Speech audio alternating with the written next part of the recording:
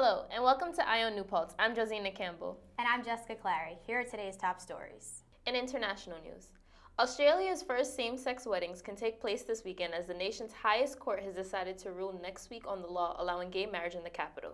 The Australian Capital Territory government, which administers Canberra, passed legislation in October that allows same-sex couples to wed in ceremonies equivalent to those heterosexual couples are entitled to under federal law. A cargo truck hauling extremely dangerous radioactive material from used medical equipment was stolen from a gas station in Mexico, and authorities put out an alert in 6 central states and the capital to find it, Mexican officials said Wednesday. The truck was carrying a metal container of cobalt-60 headed to a nuclear waste facility in the state of Mexico. Though the container was heavily sealed in lead and designed to be difficult to break into and survive accidents intact, it contains an amount of radioactive material that could do serious damage if opened. Direct exposure would result in death within a few minutes. Spain will ban cell phone use by train drivers except in cases of emergency after a train crash that killed 79 people. Public Works Minister Ana Pastor said Tuesday that Spain also planned to install black box data recorders like those used on planes, which give a more complete picture of incidents from the train journey. The driver of the train that crashed has said he was going too fast and had been on the phone to a colleague moments beforehand. In national news, President Barack Obama will use a Wednesday speech to renew his call for increasing the minimum wage. The White House says he'll also draw attention to the income gap between the rich and poor. He's also expected to urge lawmakers to agree on a 2014 spending, pass a farm bill with enough money for food stamps, and extend benefits for the long-term unemployed before the end of the year. Paper copies of the Newsweek will again roll off the presses starting next year. Editor-in-Chief Jim Impoko says the news magazine's owners, IBT Media, want a business model where a weekly print magazine would be mainly supported by subscription fees instead of advertising. Impoko said in an interview Wednesday that officials haven't decided how much the magazine will cost, but it's expected to be less than $10 per issue. Sarah Palin promoted her new book and complained about what she called a war on Christmas in an appearance at Liberty University. The former Alaska governor and 2008 vice presidential candidate told students at the Christian University that revisionists are trying to turn the Christmas season into a winter solstice season, creating a greater divide between church and state. Stay tuned for entertainment news. Michael Adams? Here. Michael Adams? Here. Michael Adams.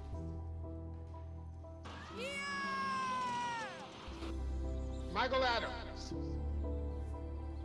Students who miss 18 days of school in any grade risk falling behind and not graduating. Absences add up. Keep track at boostattendance.org today. I'm Dominique DeBartolo. This week in entertainment news, Paul Walker's untimely passing has left studio executives scratching their heads over the fate of Fast and Furious 7. There are a number of variables to consider before they decide to continue with the film altogether. First, the cost to possibly replace Walker's character, should they choose to replace him at all.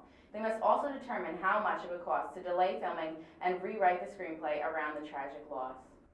Beyonce and Jay-Z are eliminating meat and animal products from their diets until Christmas, the rapper revealed via his Life and Times blog on Tuesday, December 3rd. Jay-Z added that this will be a spiritual and physical cleanse of sorts.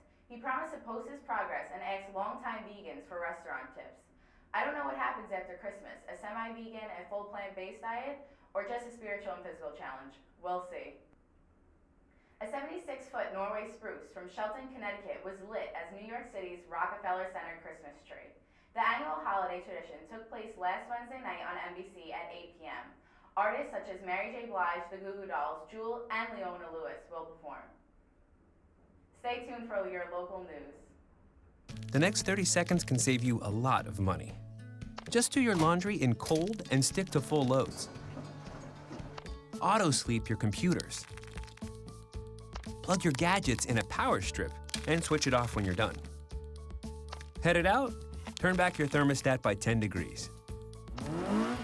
And drive sensibly. The more energy you save, the more money you save. Find other great tips at energysaver.gov. I'm Emma Phillips. This week in New Paltz, as the semester comes to a close, New Paltz students are trying to find a balance between study time and fun time. Let's go to our reporter, Dominique DeBartolo, for more information.